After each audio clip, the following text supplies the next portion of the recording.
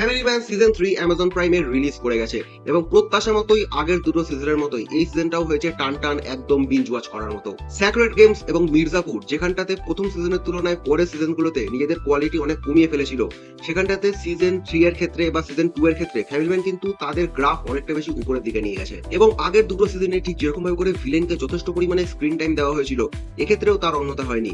ভিলেনের terrorist activity, ভিলেনের point of view, এই সবকিছুই খুব ভালো করে দেখানো হয়েছে এবং যার ফলে ফ্যামিলি ম্যান 3 শুধুমাত্র শ্রীকান্তের নয় বরং অনেকটা বেশি রূপমারক, যেই ভূমিকায় আপনারা দেখতে পাবেন জয়দীপ আহলাওয়াতকে। আগের সিজনের পর এই সিজনের গল্পের মাঝে বেশ কিছুটা সময় অতিবাহিত হয়েছে এবং এই সিজনের গল্প শুরু হচ্ছে নাগাল্যান্ডকে ঘিরে, যেখানটাতে অ্যাজ ইউজুয়াল রাজনৈতিক ঝুটঝামেলা চলছে এবং সেরকমই একটা প্রেক্ষাপটে শ্রীকান্ত এবং কুলকার্নি স্যার যায় নাগাল্যান্ডে ভিজিট করতে, কিন্তু সেখানকার লোকাল গ্যাং রুকমার লোকজন তাদের উপর অ্যাটাক করে এবং সেই অ্যাটাকের ফলে কুলকার্নি স্যার মারা যায়। যদিও গল্পের হিরো শ্রীকান্ত তিওয়ারি এই অ্যাটাকের ফলে বেঁচে যায়, কিন্তু কুলকার্নি স্যারের মৃত্যুর ফলে ইন্টেলিজেন্স এজেন্সির প্রাইম সাসপেক্টের তালিকায় উঠে আসে শ্রীকান্ত তিওয়ারি।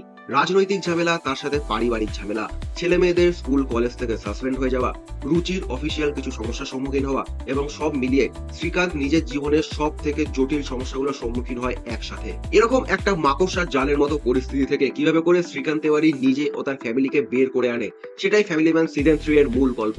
এর থেকে বেশি যদি আমি কিছু বলতে যাই তাহলে সেটা স্পয়লার হয়ে যাবে, তাই আপাতত আমি আর গল্পের কথা বলবো না। কথা বলি টুকটাক কিছু দৃশ্য এবং কিছু চরিত্রদের নিয়ে। আগের সিজনের পর এই সিজনেও আমরা কিন্তু মেজর সমীরকে একটা বেশ ভাইটাল রোলে দেখতে পাই, নিমরাত কৌরকেও একটা বেশ আকর্ষণীয় চরিত্রে দেখা যায় এবং রূপমার সঙ্গে তার যে কনভারসেশন গুলো সেগুলো কিন্তু দেখতে বেশ ভালো লাগে। যে কে অ্যাজ ইউজুয়াল তার কমিক টাইমিং নিয়ে হাজির হয়ে যায় এবং একটা এপিসোডের ছোট্ট একটা ক্যামিও চরিত্রে আমরা দেখতে পাই মাইকেল অর্থাৎ বিজয় সেতুপতিকে। রুকমা এবং তার ছেলের ছোট ছোট বাবা ছেলে মুহূর্তগুলো কিন্তু দেখতে বেশ ভালো লাগে। এছাড়াও গল্পের মধ্যে রয়েছে বেশ কিছু ছোট ছোট টুইস্ট এবং বেশ কিছু দৃশ্য যা পুরো সিরিজটাকে একটা টান টান মাত্রায় ধরে রেখে দেয়। দুটো দেশের মধ্যে হতে চলা অস্ত্র চুক্তি ঠিক কতটা পরিমাণে জটিল আকার ধারণ করতে পারে এবং কতটা কমপ্লেক্স সিচুয়েশন তৈরি করতে পারে সেটা এই সিরিজটা চোখে আঙুল দিয়ে দেখিয়ে দেয়। এই ধরনের ঘটনা হয়তো আমরা ভাবি শুধুমাত্র গল্পে ঘটছে, কিন্তু ইন্টারন্যাশনাল পলিটিক্সে এই ধরনের জিনিস কিন্তু আকছার ঘটে চলেছে। যদিও একটা ছোট্ট ব্যাপারে আমি বেশ নিরাশ। ফ্যামিলি ম্যান 2 যখন শেষ হয়েছিল সেখানটাতে কলকাতার উল্লেখ ছিল এবং আমি ভেবেছিলাম যে ফ্যামিলি ম্যান 3 তে হয়তো কলকাতার প্রেক্ষাপট থাকবে এবং বাংলার অভিনেতা অভিনেত্রীদের আমরা সেখানে দেখতে পাবো।